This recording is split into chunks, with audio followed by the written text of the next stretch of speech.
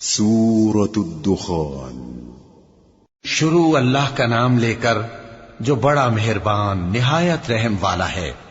حامیم، اس کتاب روشن کی قسم کہ ہم نے اس کو ایک مبارک رات میں نازل فرمایا، ہم تو خبردار کرنے والے ہیں۔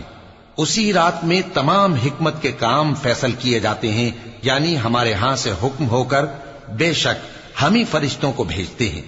یہ تمہارے پروردگار کی رحمت ہے، وہی تو سننے والا ہے، جاننے والا ہے۔ آسمانوں اور زمین اور جو کچھ ان دونوں میں ہے سب کا مالک، بشرطے کہ تم لوگ یقین کرنے والے ہو۔ اس کے سوا کوئی معبود نہیں، وہی زندگی دیتا ہے اور وہی موت دیتا ہے، وہی تمہارا اور تمہارے پہلے باپ دادوں کا پروردگار ہے۔ لیکن یہ لوگ شک میں پڑے کھیل رہے ہیں۔ تو اس دن کا انتظار کرو کہ آسمان سے صاف دھواں نکلے گا جو لوگوں پر چھا جائے گا، یہ درد دینے والا عذاب ہے۔ اس وقت وہ کہیں گے کہ اے پروردگار، ہم سے اس عذاب کو دور کر، ہم ایمان لاتے ہیں۔ اس وقت ان کو نصیحت کہاں مفید ہوگی، جبکہ ان کے پاس پیغمبر آ چکے جو ہمارے احکام کھول کر بیان کر دیتے تھے۔ پھر انہوں نے ان سے منہ پھیر لیا اور کہنے لگے، یہ تو سکھایا پڑھایا ہوا ہے، دیوانہ ہے۔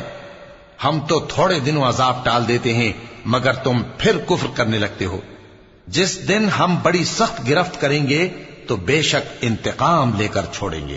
اور ان سے پہلے ہم نے قوم فرعون کی آزمائش کی، اور ان کے پاس ایک عالی قدر پیغمبر آئے جنہوں نے یہ کہا کہ اللہ کے بندوں یعنی بنی اسرائیل کو میرے حوالے کر دو، میں تمہارا امانت دار پیغمبر ہوں، اور اللہ کے سامنے سرکشی نہ کرو، میں تمہارے پاس کھلی دلیل لے کر آیا ہوں۔ اور اس بات سے کہ تم مجھے سنسار کرو، میں اپنے اور تمہارے پروردگار کی پناہ لے چکا ہوں، اور اگر مجھ پر ایمان نہیں لاتے تو مجھ سے الگ ہو جاؤ۔ تب موسیٰ نے اپنے پروردگار سے دعا کی کہ یہ نافرمان لوگ ہیں۔ اللہ نے فرمایا کہ اچھا، میرے بندوں کو راتوں رات لے کر چلے جاؤ، اور فرعونی ضرور تمہارا تعاقب کریں گے، اور سمندر سے کہ ٹھہرا ہوا ہوگا پار ہو جانا، تمہارے بعد وہ پورا لشکر ڈبو دیا جائے گا۔ وہ لوگ بہت سے باغ اور چشمے چھوڑ گئے، اور کھیتیاں اور نفیس مکان اور آرام کی چیزیں جن میں وہ عیش کیا کرتے تھے۔ اسی طرح ہوا، اور ہم نے دوسرے لوگوں کو ان چیزوں کا مالک بنا دیا۔ پھر ان پر نہ تو آسمان اور زمین کو رونا آیا اور نہ ان کو مہلت ہی دی گئی۔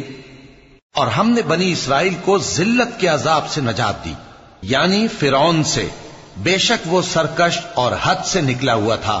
اور ہم نے بنی اسرائیل کو اہل عالم میں سے علم کی بنیاد پر چنا تھا، اور ان کو ایسی نشانیاں دی تھیں جن میں کھلی آزمائش تھی۔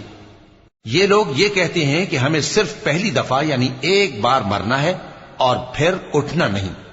پس اگر تم سچے ہو تو ہمارے باپ دادا کو زندہ کر لا۔ بھلا یہ اچھے ہیں یا تبا کی قوم اور وہ لوگ جو ان سے پہلے ہو چکے ہیں؟ ہم نے ان سب کو ہلاک کر دیا، بے شک وہ گناہگار تھے۔ اور ہم نے آسمانوں اور زمین کو اور جو کچھ ان میں ہے اس کو کھیل کے لیے نہیں بنایا، ان کو ہم نے تدبیر سے پیدا کیا ہے، لیکن اکثر لوگ نہیں جانتے۔ کچھ شک نہیں کہ فیصلے کا دن ان سب کے جی اٹھنے کا وقت ہے، جس دن کوئی دوست کسی دوست کے کچھ کام نہ آئے گا اور نہ ان کو مدد ملے گی، مگر جس پر اللہ مہربانی کرے۔ بے شک وہی غالب ہے، بڑا مہربان ہے۔ بلا شبہ تھوہر کا درخت گناہگاروں کا کھانا ہوگا، جیسے پگھلا ہوا تانبا۔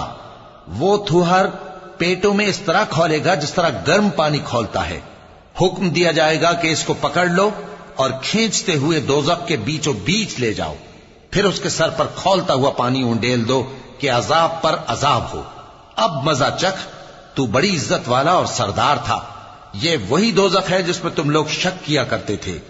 بے شک پرہیزگار لوگ چین کے مقام میں ہوں گے، یعنی باغوں اور چشموں میں باریک اور دبیز ریشم کا لباس پہن کر ایک دوسرے کے سامنے بیٹھے ہوں گے۔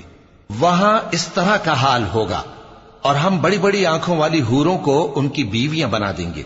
وہاں امن و اطمینان سے ہر قسم کے میوے منگائیں گے اور کھائیں گے، اور پہلی دفعہ کے مرنے کے علاوہ موت کا مزہ پھر نہیں چکھیں گے، اور اللہ ان کو دوزخ کے عذاب سے بچا لے گا۔ یہ تمہارے پروردگار کا فضل ہے، یہی تو بڑی کامیابی ہے۔ ہم نے اس قرآن کو تمہاری زبان میں آسان کر دیا ہے تاکہ یہ لوگ نصیحت حاصل کریں۔ بس تم بھی انتظار کرو، یہ بھی انتظار کر رہی ہیں۔